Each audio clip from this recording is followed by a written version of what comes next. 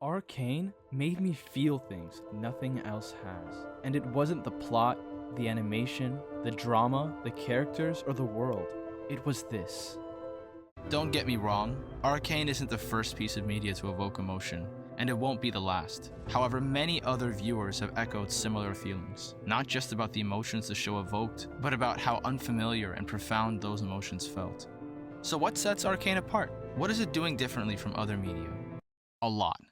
That's an answer that warrants an entire series of video essays, much less one, and more perspectives than just the one I have to offer. But here's mine.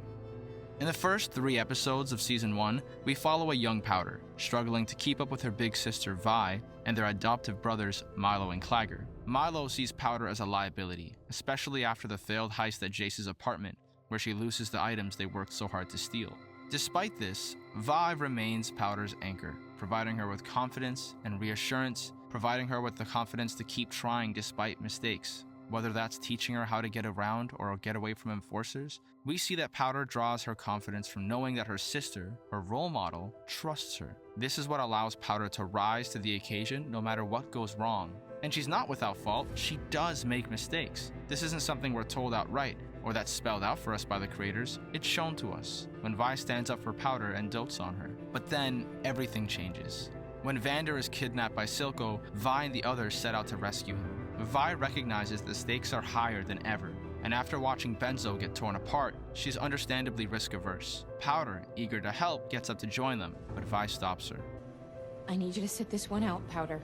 Here we have 2 perspectives. Vi's, which we understand to be about prioritizing Powder's safety, then we have Powder's, where Vi has completely shattered her world. Up until now, her life has been about proving herself. Despite Milo's dismissiveness, she believed she had a place in the group because Vi believed in her. And now, that trust is gone, and the doubt she's fought against her entire life wins.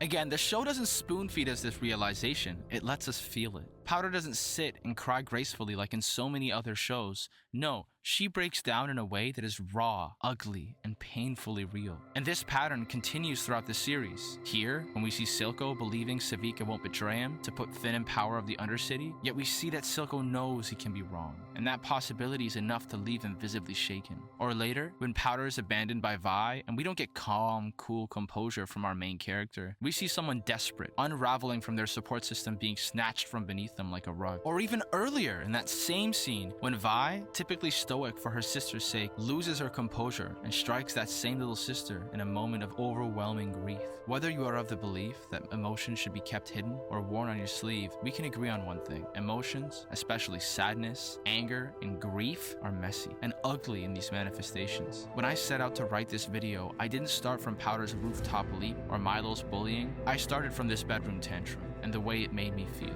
The relatable ugliness in her crying, her momentary consideration of fuck this, the tears, the snot, it made me feel something. And that feeling made me reflect on everything that led up to it. And yeah, it's not pretty or neat crying that allows the character to keep some stoic aura and maintain some sense of cool. If it was, would I have gone back and rewatched the beginning? Would I have searched for the deeper context, piecing together the unspoken intricacies of the writing? Arcane doesn't just tell us about emotions, it makes us feel them.